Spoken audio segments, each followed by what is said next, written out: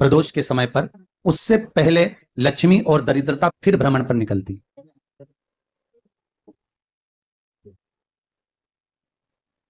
शिव भ्रमण कर कर जब वापिस आ जाते हैं, हिंदू धर्म में पीपल के वृक्ष की जो गणना वराह पुराण में करी गई है, 4 बजे से 7 बजे तक शिव के भ्रमण का समय बताया है शाम को। तो 7 बजे से लेकर फिर रात्रि 9 बजे तक लक्ष्मी और दरिद्रता फिर भ्रमण पर जाती। इनका एक समय निश्चित है महाराज, भ्रमण कर कर आ जाना। अब इस बीच में जब लक्ष्मी और दरिद्रता दोनों निकल कर जा रही हैं, तो दोनों एक भाव रख कर जाती हैं कि आज हमको कहां प्रवेश करना है, आज हमें किस जगह पर प्रवेश करना है, आज हमें कहां पहुंचना है, आज हमें किस जगह जाना है। और जिस नगर में जिस मार्ग से लक्ष्मी और दरिद्रता निकल कर जाती हैं, ये दोनों का जब निकलना होता है, इनको स्थान दिया गया जहां पर स्वच्छता हो, घर के दरवाजे पर रंगोली डली हुई हो, द्वार पर जल छीटा गया हो।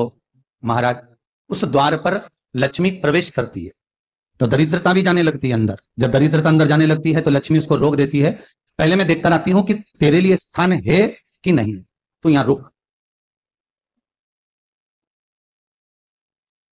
कुछ देर तक दरिद्रता बाहर खड़ी रहती है, और लक्ष्मी जी की बड़ी बहन जब दरिद्रता बार बार अंदर जाने का प्रयास करती है, तो लक्ष्मी जी कहती है, जी तू इतनी बड़ी होकर तुझे मालूम है, तो तेरा सम्मान होना चाहिए, आदर होना चाहिए, और तू अंदर चली जा और कोई तेरा सम्मान ना करे तो कितना बुरा लगेगा, इसलिए तू बाहर खड़ी है। मैं अभी आई, अंदर जाती है।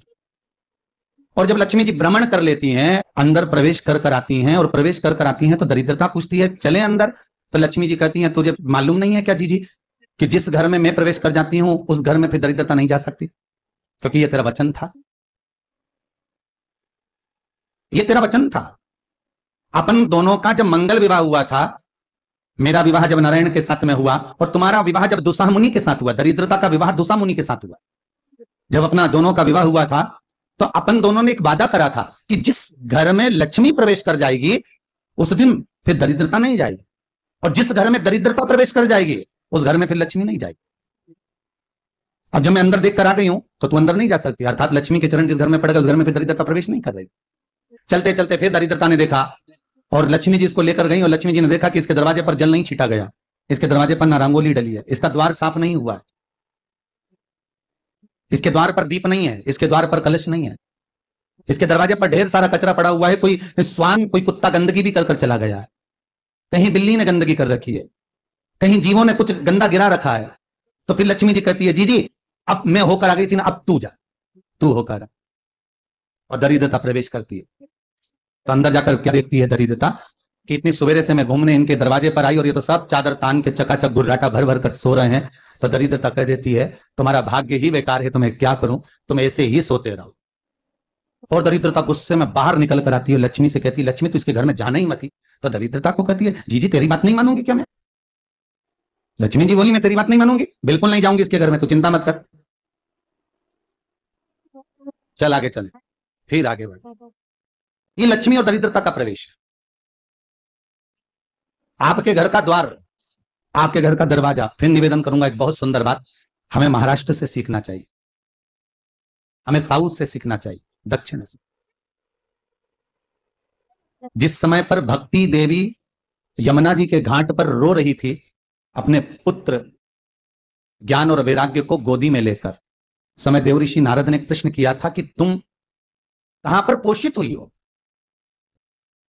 तुम्हें ऊर्जा कहां से प्राप्त हुई? तो कहा, मैं गुजरात से तो चली हूं। और वहां से चलती चलती भक्ति देवी कहती है, मैं बहुत दुखी होकर, बूढ़ी होकर, द्रवित होकर, बड़ी दुख में वहां से चलते चलते जब मैं महाराष्ट्र में पहुंची, तो मैंने वहां जाकर देखा कि वहां पर लोग हर पल हर घड़ी ब्रह्म मुहूर्त में उठकर स्मरण करते हैं, नाम जाप करते हैं, और दरवाजे पर जल छीट कर रंगोली डालते हैं। तो कह रही है कि वहां पर मैं थोड़ी अवस्थावान होने लगी, वहां मुझे अच्छा लगने लगा। फिर जब मैं और आगे पढ़ी, दक्षिण में जब पहुंची, वहां पर जाकर मैंने देखा कि सुबह से उठकर मंगलाचरण, मंगला स्तोत्र और वेदों की ध्वनि होने लगी। वहां पर मैं और आनंदित हो गई। हमें कुछ चीजें महाराष्ट्र से सीखना चाहिए कि वहां रहने वाले जो भगत हैं, वारकरी संप्रदाय के जो भक्त होते हैं, वैष्णव जो धर्म के भक्त होते हैं, उनका नियम है सवेरे के समय घर में पानी है कि नहीं है, पर जब भी वो घर का दरवाजे के बाहर थोड़ा ना थोड़ा पानी तो छींट ही देते हैं, और छींटने के बाद फिर वहां पर अपने यहाँ तो दिवाली पे रंगोली बनती है जी, और वहां पर रोज की रंगोली बन जाती है कि कभी हो सकता है परमात्मा राह भूल कर हमारे घर में प्रवेश कर जाए, इसलिए वहां प्रतिदिन की रंगोली, प्रतिदिन।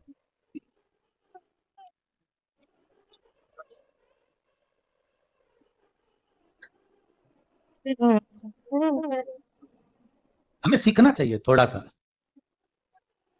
आज के जमाने में तो बहू अपने कमरे की झाड़ू लगा ले, वो भी बहुत बड़ी बात है। हो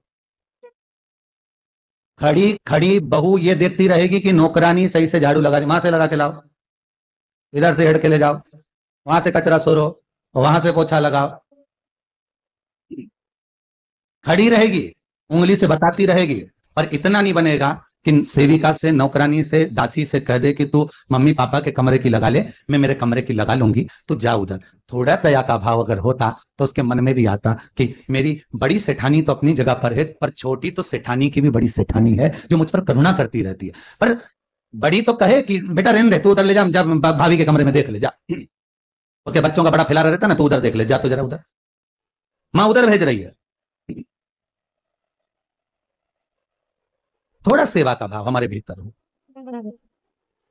और एक निवेदन तो हमेशा करा है और अब आज भी करता हूं, पूरे घर की सफाई करवाओ, पूरे घर में तुम पोछा झाड़ू जो चाहे करवाओ, मना नहीं है, पर एक निवेदन है, रसोई घर के अंदर बहू और बेटी ही जाकर भोजन बनाए तो अन्नपूर्णा सदा कृपा करती है महाराज। बहू और बेटी ही।